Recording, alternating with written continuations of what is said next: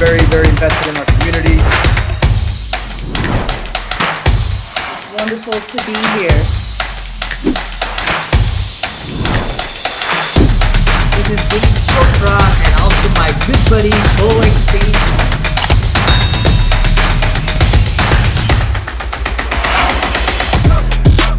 And we are so happy. It's amazing what's going to happen. So, we're amped up to do the show, and we got a lot of hype about the guest today, so I'm excited. I know. So excited to come live to you all.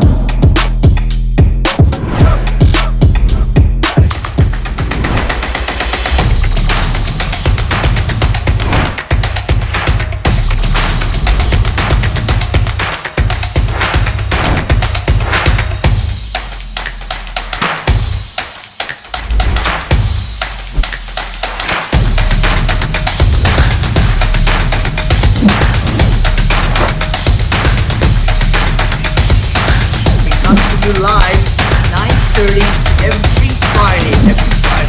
How to take your business to the next level.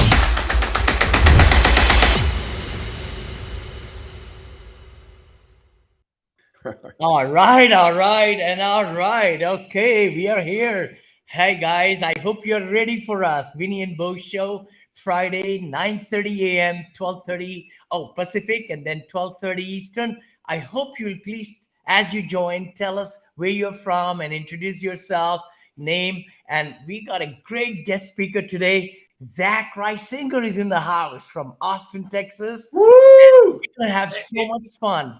Here in Austin, Texas, we do the same intro, but we do it Matthew McConaughey style. We go, all right. I love it. It's going to be awesome. And, we're going to introduce, Zach, and he's just a great personality in real estate. As you know, a Heisman winner, commercial real estate, also football. I mean, he's been playing, in the U.S. Navy. Look at all that stuff. I think that was your dad. Huh? Yeah. That's Zach's dad. I wish I had won a Heisman. I named my puppy. I just got a puppy this year. His name is Roger, named after Roger Staubach, who is a Heisman winner at the United States Naval Academy with my father, who my father's now a real estate broker himself. But, Roger went on to form SRS Commercial Real Estate here north in Dallas, and sold it to JLL, I think, for $282 million. So won a Heisman, went to the Naval Academy, knows my dad, and formed a $282 million real estate company. So I think he wins at life. Wait, that was your dad? No, that was his college football team teammate.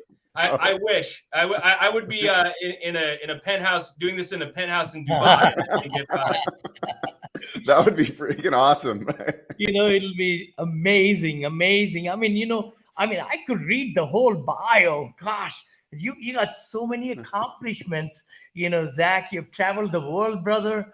I mean, you're making millionaires. These commercial broker courses and everything, and doing so well. So tell us a little bit more about you. I mean, where did you grow up? And I know audience would like to know, who is this Zach guy? We brought him in today. Thank you, Vinney, and Beau. It's always great to see you, man. We had a great time on your show yesterday. I look forward to that coming out. And Vinney, he had such great things to say about you. I said, man, I got to get on this show. Thank you. I'm Zach Roesinger. I originally come from Colorado. I live in Austin, Texas now. And as you mentioned there, I grew up in a household with where my father was a commercial real estate broker. So I know the ups and downs, the highs and lows, the valleys and the peaks that happen in commercial real estate. And I know it's a tough business to make it in. Currently today, I work in commercial real estate brokerage. I sell very typically unique properties, right? Large $25, $30 million recycling centers. I have a racetrack for sale. Beau and I have worked in the same hard money space. So we know that there's a lot of interesting, unique deals out there, and finding funding for them is sometimes difficult. So we send them to guys like Beau, and on the deals that I can put together and help people either defer or mitigate their taxes in something like a 1031 exchange or an opportunity zone investment. I do that as well. I work in syndication, very similar to you, Vinney. Ours are primarily either in land or they're in QSR, quick service restaurants. The third thing that I do is run the Cre Pro Course. We talked a lot about this yesterday on your show there, Beau, but it teaches new commercial real estate agents and brokers how to get and close their first listing in the first 6 months of being a commercial real estate agent. Sometimes we know it's really difficult to get into commercial real estate brokerage because the time between when you start and when you actually close your first deal is such a long time that if you know, starves you out over that period of time, or you don't have a year and a half of income stored away to support your family and everything else that comes up in life, it's difficult for most people to get into, but it's very rewarding. It's a great problem solving and solution providing business. And a lot of times what we're paid for is both the relationships we make, the trust that we have gained, and the ideas and the unconventional wisdom that we bring to a deal where maybe it seemed like it was locked up before, a deal wasn't moving forward, and we come in with a new idea, like, for example, to turn a bank into a QSR, because they're both on a hard corner, right? If you think about where traditionally Wells Fargo, Chase, and B of A have had their locations, they're on hard corners in very high VPD, vehicle per day locations. Yep. Right now, when was the last time you went to a bank to actually do a transaction? Not very often. If you have to go talk to a banker, you go downtown.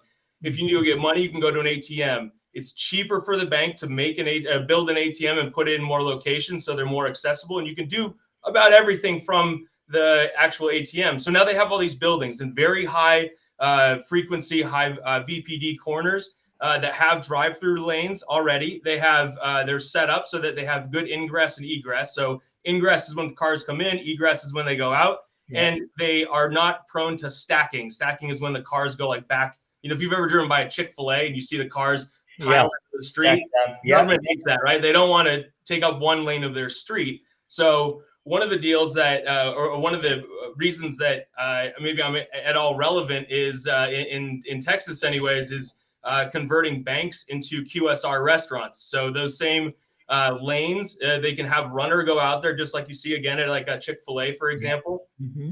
People pull up, they order their food. They've already got the intercom system set up there. The bank makes money because they can sell these non-performing assets, essentially, that people aren't in the bank anymore. If they are, they're doing transactions they could have done at an ATM or online anyways. Yep. So now you've got a great asset, but you don't want to sell to another bank to sniper your own clients and draw them away for those that still do want to go in. So instead, you offer it to something else, like a QSR restaurant. Vinney, the one unique thing about that repurposing is that most banks are built on a vault. So they have a vault in the middle, and then they build the building on top of it, right? But you do not want for many reasons, you don't want a vault in the middle of your QSR restaurant, unless you're going to have people dining in there. And even at that, it's like a little bit liability risk. Well, it wouldn't be a risk I would want to take anyways. You can't cook in there because, right, it's got 18-inch thick walls. I know. So it is a unique proposition. I had a lot of people after we did our first few, they came to me and they said, hey, I've got a great bank location. Can we convert that into a Jack in the Box or a McDonald's? And unfortunately, it's not a repurposeful building because once you take the space of the vault out of it, you really don't have that much space to walk around on the inside and cook the food. So there's certain banks that do not base on a vault, and so they can pull the vault out, or they can you can just put the vault off to the side essentially, and it becomes a normal building, a 2,000 square foot building with really good ingress, egress, drive-through lanes, and in high VPD, main and main, we call it, main and main locations. So that's one of the fun, unique ideas that I brought to real estate, and we teach things like that in the Cre Pro Course. So what kind of, for the investor on that deal, let's just say, what's your typical acquisition cost and build out cost and total project cost for something like that? And then we're leasing that to like a Carl's Jr. or a Good question. Jack in the Box.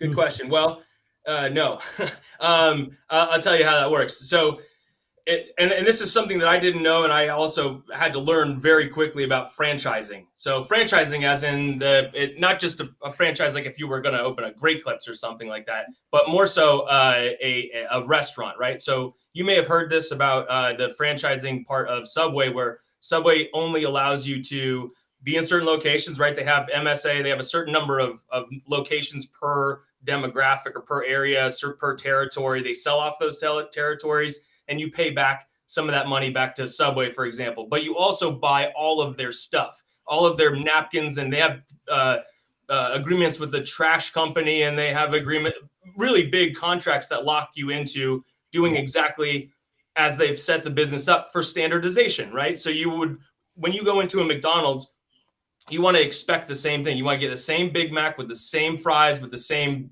size drink. You don't want it to be different in every location. So they have it set up so that you need to, first of all, buy the territory. So then you have the obligation. You don't have the option. Well, I guess you could not perform and then they take it back, but you pay the money in order to buy the region. Then you have to submit certain locations to the head office, even if you're just a franchisee. So you submit to the head location. You say, here's a hard corner. It already has a building on it. Can we retro this or not? If you can, then they're going to tell you, okay, we have an architect. That architect's going to come out and tell you, or a design company, exactly what it looks like, what the aesthetic needs to be, what we want the grounds to look like. So they'll put together a bid for that. Then you take that and then you build it into what it's going to cost you to fix the inside of it. Make sure that there's a oven hood, so industrial grade, and internally there's chairs and tables and all the decorations and all that stuff. The things that aren't included in that, interestingly, are things like the Coca-Cola machine, right? You lease that. The Coca-Cola company owns those, and then they also supply them with cups and lids and whatever else. So they do all of that. There's certain things that are owned and are not owned. Things like the ice cream machine, or some of our restaurants have the ability, you pull up your little soft serve, and you get to make your own soft serve cone, as many as you want. It's kind of like a itchy thing. So good question on that, Beau, but a lot of it has to do with how much need or demand in any area, right? So if you have, you may notice that there's a lot of QSRs or quick service restaurants in one area because, look, McDonald's puts a heck of a lot of money into figuring out where people are going to go to and from, how far they're going to go. And so they're going to lock up all the other corners, or they're going to make sure they box everybody else out of those corners. Or they'll put in, or they'll prioritize complimentary food, not the same. McDonald's wouldn't want a burger place right next to theirs. They would want a taco place or something. Yeah. So because of that, really monopolizing those corners, then you end up, increasing. You got to decide, like, how much revenue can I make per year per store to validate the price that I'm going to have to negotiate to buy this location. Your question is about how much the investor should expect to pay or get in a return. Well, no. So my question is if you're not party to the transaction right now, but you're an investor, because you have one of your companies you work with. We have a fund. Yeah, we have a fund. So that fund goes in and invests in half of the ones that we do are in opportunity zones, and half of them are not. So the ones that are in opportunity zones, again, there's 8,737 opportunity zones in the United States today. They were designated, majority of them were designated from the 2010 census, and they were part of the the Tax Cut and Jobs Act. And so they are sometimes in locations where you would probably not want to. That's what I was going to. It's hard to get somebody to go to those locations to. I was going to say that. Right. So, but some of them are different, right? Some of them have escalated in the last 12 years now, and now have changed. So they may have been a pretty dicey area in the past with bad the benefits are also decreasing in 2026. Is that right? Maybe. I don't know if the audience. Yeah, you're correct. You're correct. So there will be an expiration of the act, and it will depend completely on what Congress does and how effective the program has been. In my in my opinion, and our philosophy of our company is you should never be making a decision on where to locate your restaurant for the next 20 or 30 years based on whether it is in an opportunity zone or not. It should be an added bonus. But if you have the opportunity to get into a main quarter and put a QSR on that, and it's not in an op zone, and you pass that over because it's not, that's a bad business decision. And vice versa. You don't want to put one in the ghetto if it's going to be held up every other day and people don't want to go there because they're scared, but it's in an opportunity zone. So we try to make investment decisions that are the best for our clients and our investors. And the number one goal always is to protect the client's money, protect the investor's money. And the second goal would be to give them a good return or hit the waterfall metrics that were designed in the PPM. So sure. I was going to say that. I know that's my, what I've been doing 39 times so far now with the syndications, Zach. So this fund actually is going to buy several locations. So they're blind funds, I guess, right? Unless you have some already in it, then you can say to the investors, hey, we want more money. This is what we are doing, operating. And then all these profits targets at the bottom go to the top to the fund. And then they are giving out the cash flows and the equity gains and all. We operate 3 different type of funds, just as you're saying there, Vinney. Some of them are blind funds, completely blind. Some of them are semi-blind. So if we're going to target acquire 8 properties, we identify 6 and then leave 2 as variables. And then some of them are fully identified. All 8 properties are identified by the time we start opening the fund.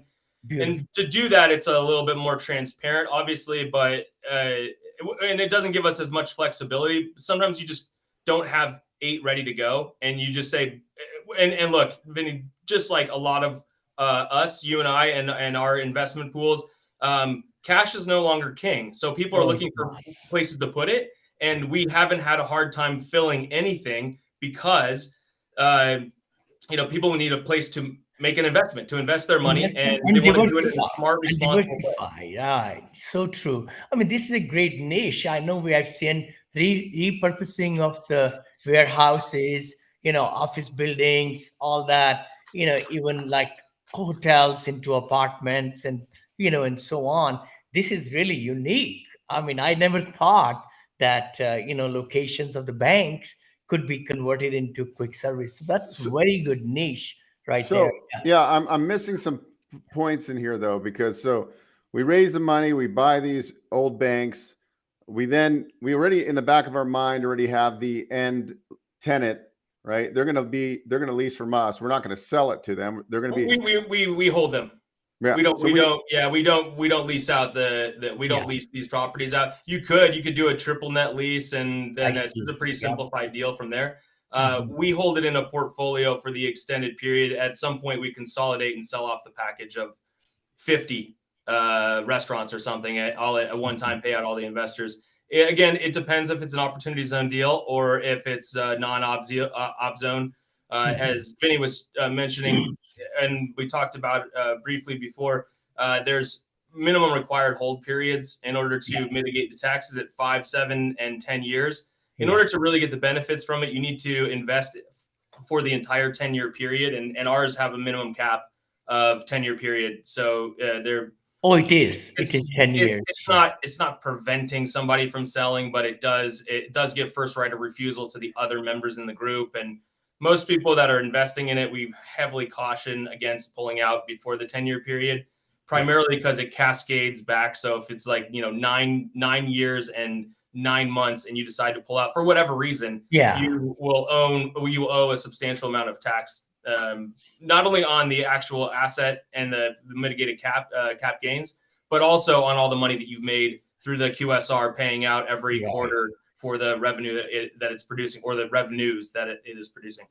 So let me ask you a question, Zach. Like, for example, these investors, are you putting a minimum of like 100, 200, $250,000 or $1 million that they bring in? Can they bring cash retirement funds, or can they bring the equity gains? Because this is the opportunity zone. A lot of people are trying to do it so that they don't have to pay taxes. Correct. Right? So, So it's capital gains money, and it It Most needs of to the be, time or all the time, or is well, there in a an way opportunity zone fund, it needs to be 90% of the investment. So 90%? Okay. yes, correct. And because of that, it's mostly capital gains. And then if we're doing, we're putting money in ourselves, maybe we don't do it out of a capital gains. But capital gains can be from anything, Vinny. It can be Exactly. In the whether opportunity it's zone, you could bring money Bitcoin from or crypto, from stock market, from business, your stock options you're selling in the Silicon Valley, whatever, right? So exactly. any kind of gain under the sun can be tax deferred. And then they don't have to pay taxes ever. Is that right? Can I Oh, explain after that? 10 years, as long as there's a 10-year hold on it. Yeah, that's correct. 10-year hold. Yeah. Yeah, the interesting part and the sort of dilemma I would say, Vinny, is that many people who have, and it's unique, right? All these are unique, but many people that have made a substantial amount of capital gains have the ability to invest in a passive income flow or an active income in a better return than you would get by just holding it in a fund for 10 years. They can put that money back into another business, or they can use that. They don't have to, it's just like a 1031. They don't have to use all of it. They don't have to identify all of it. It does need to be identified within the 180-day period, but they don't need to put it all in there. So some people do. The minimums depend on the fund. The funds start at 50 and they go up to $250,000, $1 million. Just as we were saying earlier, though, it's like these days, $1 million, I mean, it's not a lot. It's not a minimum amount of money, but if we're doing a $10 million fund, we can find 10 people. We can probably find the same 10 people that invest in the last one. These days, it changes, and it will, and I get it. But for these moments, the cash is no longer king right now. So people are trying to invest where they can. And real estate in particular is a good investment, as we all believe, I'm sure, for long-term generational wealth. And if you don't need that money in the next 10 years, this might be a good deal. Also, if it's not coming from real estate, Vinny, I always suggest going 1031 to 1031 if it is a real estate play. But if it's, you as you said, you sell your stock portfolio, you exit your company in California that you're investor number 3 or employee 2, and you got all stock options, and now you have all this money but don't want to pay taxes on it. Sure. It's a great opportunity to pull it out of Microsoft or wherever your stock options were. So true. Now, 90%, that's a good number. I mean, I didn't hear that first, but is that really etched in stone in the opportunity zone investment? One has to, I mean, as a fund, you need 90% of the capital gains coming in, not 90%, money. 90% of the funding of the deal, it needs to come from the deferred tax benefit of the capital gains. Correct. Yeah.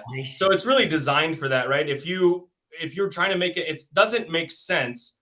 Most of these deals don't make sense to put it in you can, but put it in an opportunity zone fund area if you have the opportunity to do it in a place down the street, which is better, but not in op zone. So yeah, again, the funds are pretty much earmarked for this purpose. I'm guilty of just the same though, Vinny. Like I did my taxes the other day, and I ended up exited from a company called Cloudera, which is a big data company, and took options in it, and ended up paying a bunch of taxes on it just because I was like, I could use the money better for something else that I'm starting right now. Yeah, exactly. And I don't know what it wasn't. Also, it didn't hit the threshold amount, I guess, is more the thing. But I mean, I decided, as we maybe all have at some point, to exit a stock at a certain price point. You think it might be going down, and so you take that money and put it somewhere else where it would be more better used. For sure. And it's for 10-year segment. That's the other part. Exactly. And I think the reason I've been kind of stayed away from it also because you are relying on other buyers in your neighborhood or in the zone, let's say, to really put that injecting of the capital to make that whole area revive. Well, look, you do the same in multifamily syndication, right? The buildings that you're buying, Vinny, are B class or B and C value add, right? So you're anticipating an appreciation of the land value around them by you beautifying your building. Sure. Maybe it is surrounded by A classes now, but if you buy a B or C, a 30-year-old building, let's say, and you want to go put a new coat of paint on it, the chances are is the other buildings around there will also be around the same age, or they were built, the neighborhood came up at the same time. So yeah, I mean, you would love to build in a place that ideally you see that metric pushing up and to the right, and you are there. You get in before it's cool or cool again, and you take advantage of that appreciation. The upside. But yeah, just like everything, I mean, I debated yesterday on LinkedIn about the best place to invest.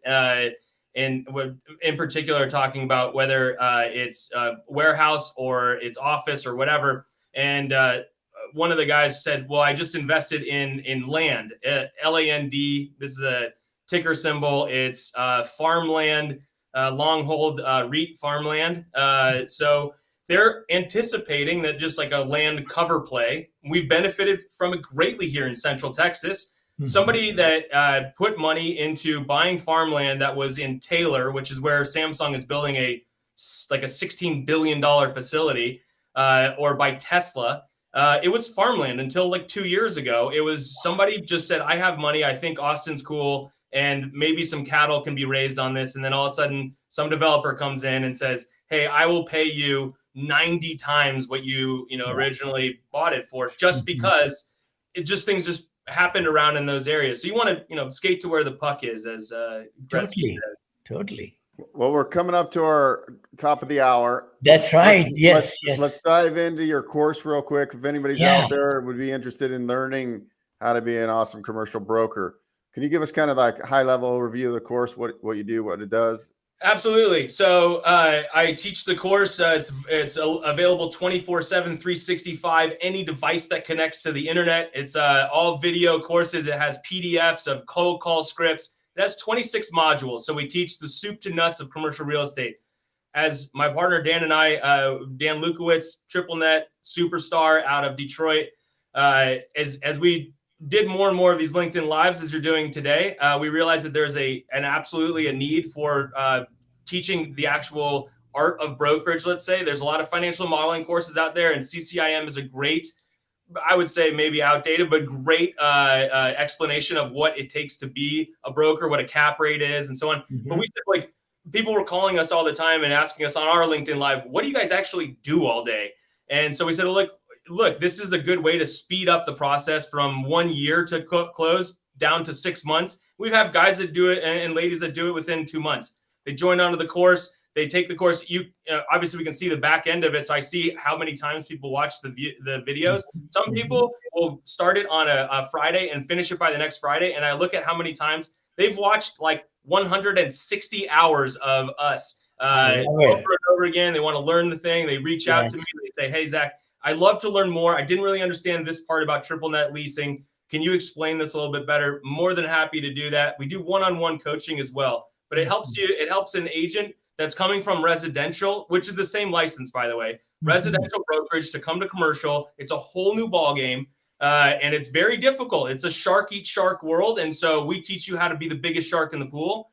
And the way that you do that, and you gain favor over a guy like my dad that's been in it for 45 years and has these connections, is you use technology, you database, you constantly reach out to your network. And just like Beau and you and Vinney are doing, is you get your content out there. You become evergreen in front of people's eyes. Let them consume on their schedule. So if they have an extra hour at night and they want to watch one of your LinkedIn Lives, they're able to do that on YouTube. Or if they want to take a course and they want to finish some modules, get through the first 3 modules by the end of the weekend so that they know what they can do on Monday, and they can bring those cold call scripts into work, and they can close their first deal. They can obtain their first listing. They can find their first client. The way that you do that is by investing in yourself and investing in a course like the CRE Pro Course. So true. So true. CREProcourse.com. Yes. And you can find out more. I do want to say that, Zach, did you all build it on yourself, or did you put it on a platform? Like my course is my universities on kajabi.com. Yeah. My experience is we've done both. When we first launched it, people said on a LinkedIn Live just like this, they said, how much is your course? And I started to say, we don't have it. And Dan goes, just shut up. How much would you pay for this course? And I was like, what? I don't know how to, I guess I have sold other courses before, but I built them on platforms like Khan Academy or Udemy. Khan Academy, and at the end of the weekend, I just said, look, we got to put a button up how much should we charge? And I looked, and the guys like Justin Kevel, who's really good at the finance side of it, or the really young, like the first job out of college kind of thing in commercial real estate. His was $49. And I said, I don't know, or his was $50. I said, I don't know, $49. So we put the button up, and it's a very typical internet story. Dan gets a phone buzz every time purchase is made. We have no course at this point, by the way. And he calls me, goes, Zach, turn it off. And I'm like, what? He's like, my phone won't stop binging. And I'm like, bing, bing, bing, bing. And I'm like, oh my God, what? And he said, it's too cheap. And I said, what's too cheap? We don't have anything, man. And like, so over the next few weeks, we asked people, what would you like to learn? We knew some of the questions because people were asking them to us 3 or 4 times a day, just calling or texting or whatever. So we knew what to put in the course. We built it from a soup to nuts. So you learn everything from what a core plus building is and how to database, all the way through engineering and environmental, Enviro 1, 2, 3, 4 mitigation and financing, and how to get in touch with guys like Beau to do your SBA loan, and how to reach out to guys like Vinney for your multifamily property, all of the above. And there's so many opportunities out there for somebody that maybe isn't even planning on becoming a commercial broker. For example, we have a guy who made a ton of money off of drone videos, but he wanted to know, like, how do I get in front of commercial real estate brokers? So they have money, they're not good at droning, and they don't have the time. I have the time, money, and equipment. I just go out and drone their property. I'll send them a spec on it and say, hey, I'll send you the rest of this for $500. And I pay all day for that. Like, I don't want to have to set it up. I don't want to have to send him out there. It costs nothing for him to do it other than his time. And if he's a good enough sales guy, he already knows by going through the course what my pain points are. My pain points are aerial photos. I don't have a good drone video to send all of my clients or my prospective buyers. So, it's not just. I love it. Zach, your enthusiasm is contagious, brother. I love it. I know. I gotta Thanks so much for giving great nuggets and hanging out with us today. And again, I really, really appreciate your taking time to do it. So people can reach you how? Tell us. Yeah. Well, we came up with this idea before, but I'll just put it up there. No, ding, ding, ding, ding, ding. No, next time that we have a show, I'm gonna have a QR code specifically for how to do that. I think our idea was a moneymaker. And you guys gotta take us out, because I got a 10 o'clock in their bank. Yes, okay. I'm gonna take you out. Zach Roesinger on LinkedIn. Thank you.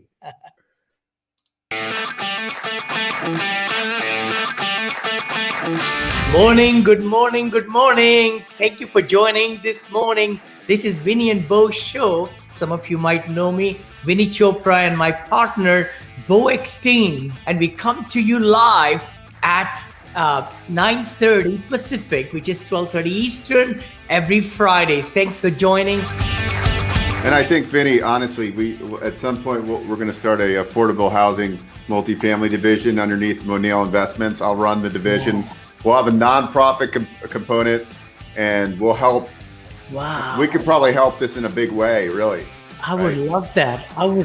Yeah.